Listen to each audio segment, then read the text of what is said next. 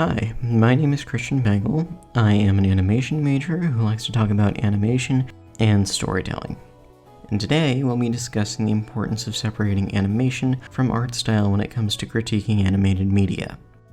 When hearing people talk about cartoons and animated movies, I often hear them critiquing the art style and saying things like, the animation is kinda mediocre, or this animation doesn't really look that good, but they're not really talking about the animation, they're just talking about the art style.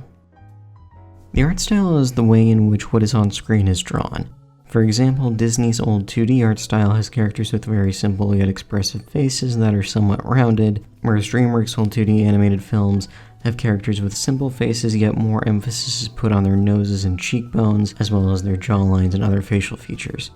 On top of that, most of the background characters in the older DreamWorks films are more exaggerated in terms of features such as the way their head is shaped, their body dynamics, whereas Disney's background characters are more closer to anatomically correct and less crazy exaggerated features, but they serve the same function and do just as well.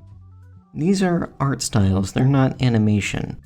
An art style is the way you draw the character, the animation is how you move it. Let's look at a rather infamous example of getting these two confused. In 2012, Disney acquired Lucasfilm. This cut short Lucasfilm's Star Wars: The Clone Wars.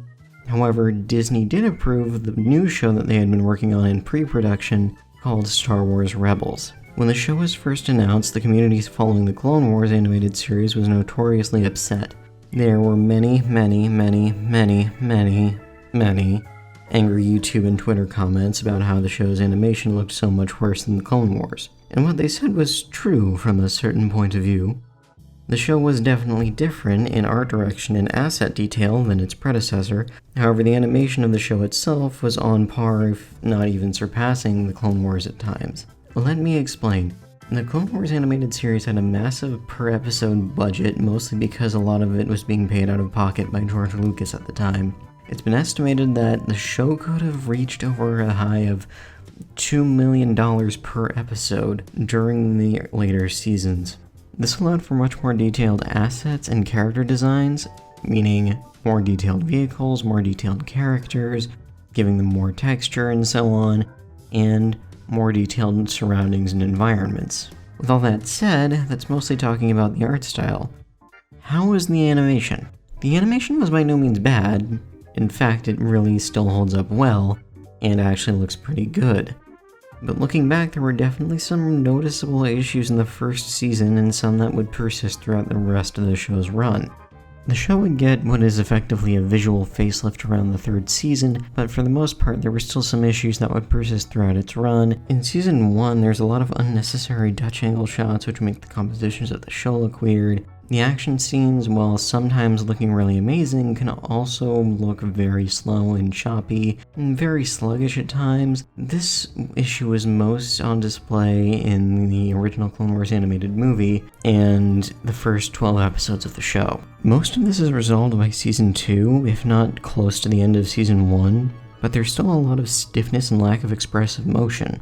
One important thing to note is that most of the characters' hair wasn't even rigged to move for the first 3 seasons. This show also lacks a lot of subtle details for most of the emotions the characters portray. It's usually done through eye movement and facial expression, and sometimes the occasional hand gesture, but the characters never really used their whole bodies to emote. It was usually just the way their faces looked and the way their hands moved. This worked and it worked well, but it lacked subtlety. Once we get to the midpoint of season 3 and those new character rigs come along, a lot of those issues start to go away, and the animation feels much better. Look at any scene Darth Maul is on screen in. The animation went to town on how much they made him emote, and this fight between Anakin, Obi-Wan, and Dooku is perfect. The show's animation is still great, it really does hold up well, but a lot of the emotions the characters portray just lack subtlety, and only tend to use certain parts of the body like face and hands. When people say Clone Wars' animation was better than Rebels, they're almost always referring to the assets and the art direction. Star Wars Rebels is at a disadvantage when it comes to that. The models are not nearly as detailed, but they fit well within the show's overall art style. And they do get better as the series goes on, and the animation budget improves as well. It's not that they're worse as much as they're different, though critiquing an art style is hard as it's incredibly subjective. All of them are made competently, and they look very good in my opinion, and the reasoning for the backlash was based entirely off of the style, and people just not really warming up to it after what the Clone Wars gave us with very high resolution models and very high detail. But the main point I'm trying to make here is about animation. Rebels animation is just as good, and in some cases better than the Clone Wars. The characters in this show are allowed to emote with their bodies much more. The action is a lot cleaner and tight feeling as well. The framing's on par with the Clone Wars also, and the series continued to get better as it went on. You can really do a good job of reading their emotional state and their movements. The animation is very smooth, and each character has their own way of moving that changes as they do. The assets in Star Wars Rebels may not have been as highly detailed as the Clone Wars were, but the way the animators make them move makes it feel more smoothly animated and just overall better.